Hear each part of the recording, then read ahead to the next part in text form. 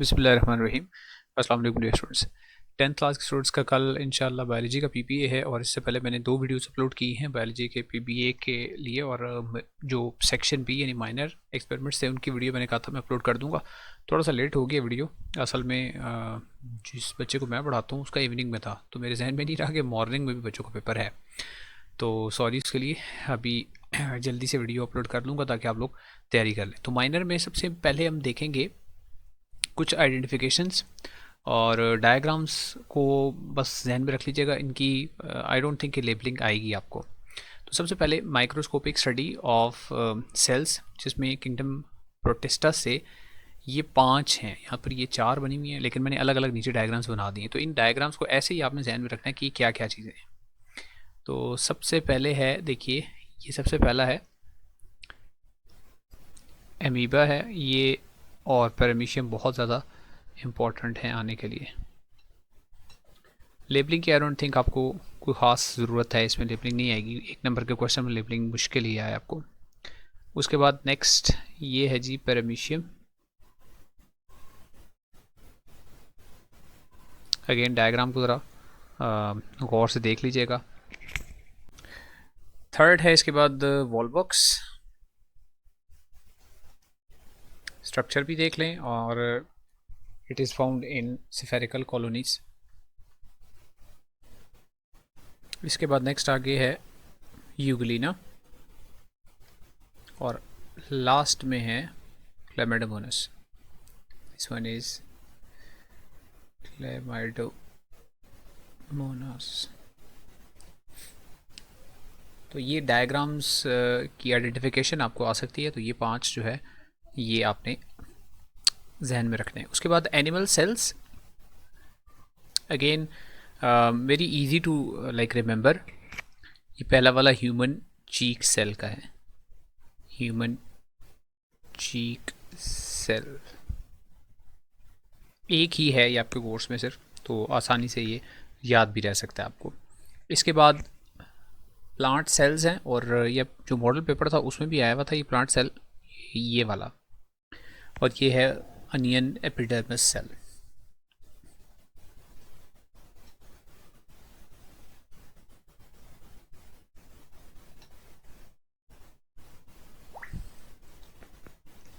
अच्छा जी, इसके बाद हैं आगे आई थिंक टिश्यूज़ हैं एनिमल सेल्स के बाद प्लांट टिश्यूज़। तो प्लांट टिश्यूज़ में सबसे पहले एपिडर्मल टिश्यूज़,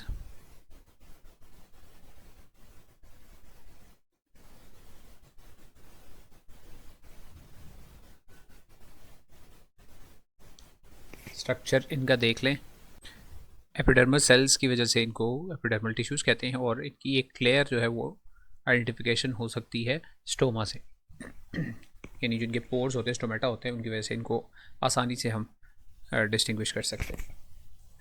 नेक्स्ट इसके बाद हैं जाइलम और फ्लोएम की वजह से वैस्कुलर टिश्यूज़ को हम आसानी से आइडेंटिफाई कर सकते हैं। दीज आर वैस्कुलर टिश्यूज़ और इनकी लेबलिंग भी देख लीजिएगा, जाइलम एंड फ्लोएम कहाँ पर है। और third one is the supporting tissue, sorry the photosynthetic tissue. ये वाले हैं फोटोसिंथेटिक।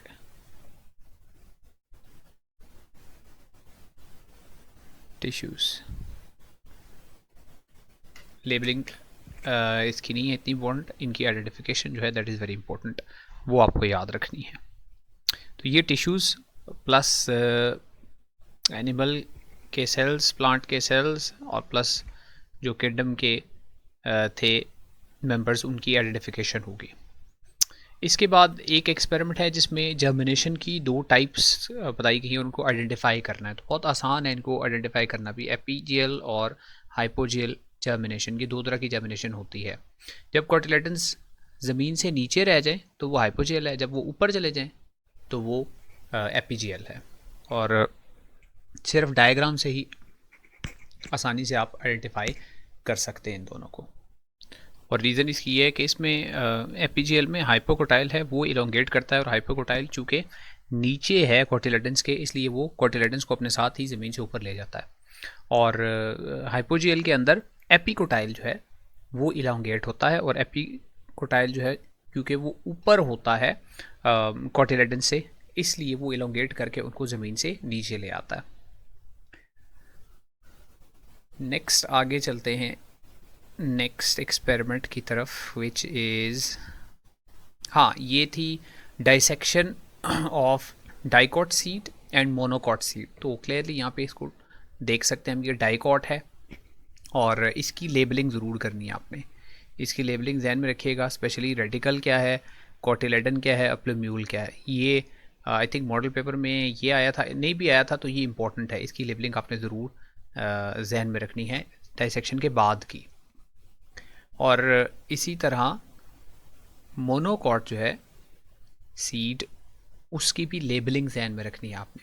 बाहर सीड कोट है, अंदर कॉटिलेडन कहाँ पर है ये पता होना चाहिए आपको, और रेडिकल कहाँ पे होना चाहिए। उसमें भी रेडिकल पिमूल था और इसमें भी ये, यानी लेबलिंग, इसको स्क्रीनशॉट ले लें इसका, या बुक में होगी आपके वैसे, तो वहाँ से इसकी लेबलिंग ज़रूर देख लीजिएगा।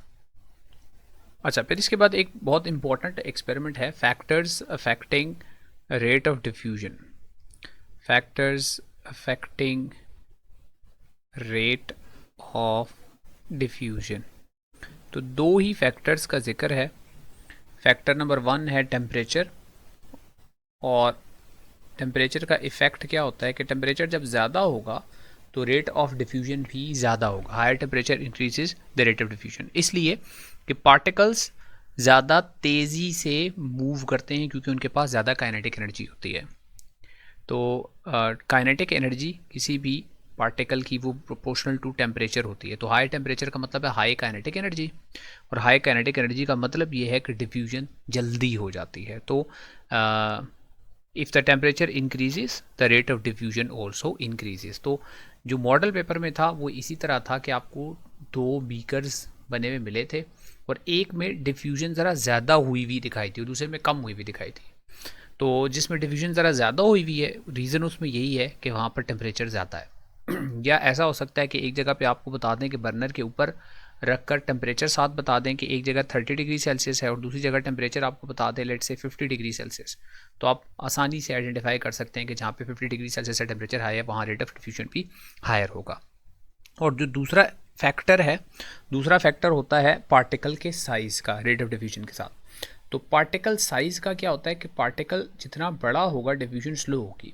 पार्टिकल साइज़, तो पार्टिकल साइज़ बड़ा होने की सूरत में डिफ्यूजन जो है वो स्लो होगी, और पाउडर्ड फॉर्म में जब होगा, पाउडर्ड फॉर्म में रेट ऑफ डिफ्यूजन हायर होगा।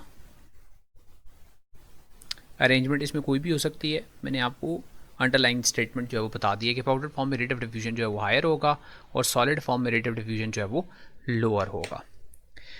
अच्छा जी, इसके बाद एक आखिरी जो मॉडल पेपर में क्वेश्चन था जिसमें 2 कॉलम्स थे हाइट के और 7 नंबर ऑफ़ स्टूडेंट्स के, और फिर उसमें कहा गया था कि हिस्टोग्राम ड्रॉ करें।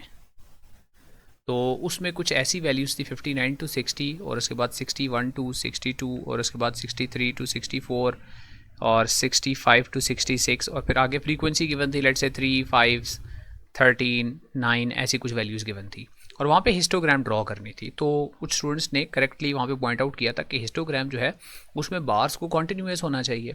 तो कॉन्टीन्यूस बार्स को ड्रॉ करने के लिए आपको एक और कॉलम का फिर इजाफा करना पड़ेगा, यानी आपको इसके अंदर जो लोअर क्लास लिमिट है यानी 59 में से 0.5 माइनस करके और 60 में 0.5 ऐड करके आपको लिखना पड़ेगा 58.5 से लेकर 60.5 तक ये क्लास लिखनी पड़ेगी, एंड फिर 60.5 से लेकर 62.5, एंड देन 62.5 से लेकर 64.5, एंड देन 64.5 से लेकर 66.5 के दरमियान क्लासेस को एक्स एक्सिस के ऊपर आपको प्लॉट करना पड़ेगा, और फिर उनके अगेंस्ट आपने फ्रीक्वेंसी को प्लॉट करना होगा। तो आपका जो रिजल्टिंग हिस्टोग्राम बनेगा वो कॉन्टीन्यूस बनेगा डिस्क्रीट के बजाय। लेकिन ऐसा हो सकता है कि पेपर में आपको ये कहते हैं हिस्टोग्राम ड्रॉ करें या बार चार्ट ड्रॉ करें।